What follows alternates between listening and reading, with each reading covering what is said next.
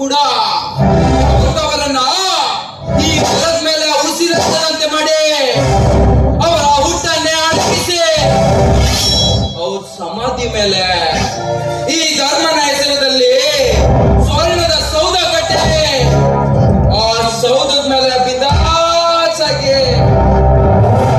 ಬೇಕನ್ನೋದೇ ಈ ಧರ್ಮನ ಕರ್ಮದ ನಿತ್ಯ ಪ್ರವೃತ್ತಿ.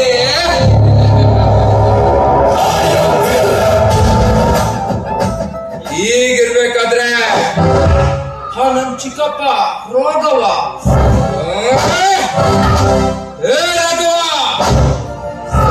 ಕೇಳಿಸ್ಕೊ ಮಗನೇ, ಅವತ್ತು ನಮ್ಮನೇಲಿ ನಿನಗೂ ಹಾಗೂ ನಮ್ಮಪ್ಪ ಗಜೇಂದ್ರಗೌಡನಿಗೂ ಯಾವ್ದೋ ಲೆಕ್ಕಕ್ಕೆ ಬರ್ದೇ ಇರೋ ವಿಚಾರಕ್ಕೆ ಜಗಳಾಗಿ ಹುಲಿ ಅಂತಿರೋ ನಮ್ಮಪ್ಪ ಎದುರಾಕೊಳಕಾಗ್ದೆ ಇಲಿ ತರ ಮನೆ ಬಿಟ್ಟು ಓಡೋಗಿ ಈಗ ನರಸಾಪುರದಲ್ಲಿ ನೆಲೆಸಿರುವೆ ಅಲ್ಲ.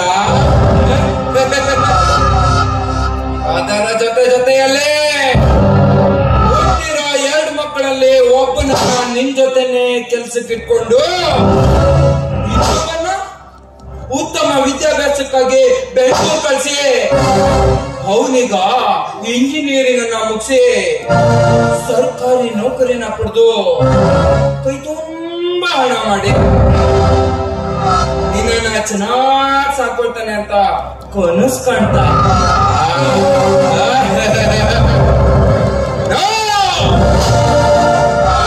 ಕನಸನ್ನ ಮಾಡ್ಬೇಕಂತಾನೆ ಈ ದಾರಿಲಿ ಹೊಂಚಾಕಿ ಸಂಚು ರೂಪಿಸಿ ನಿಂತವನೇ ಈ ಧರ್ಮ.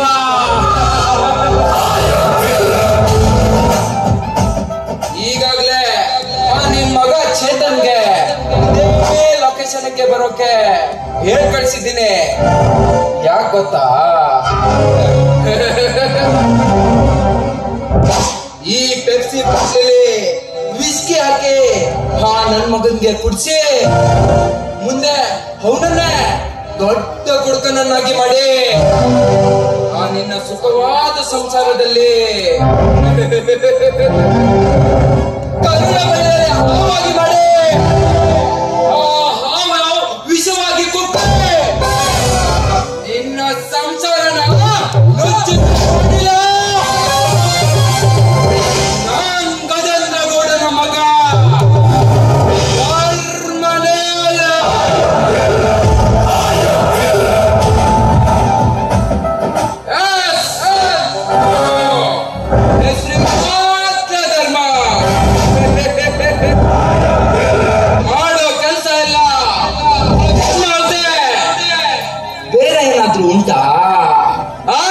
ಉಂಟಾ?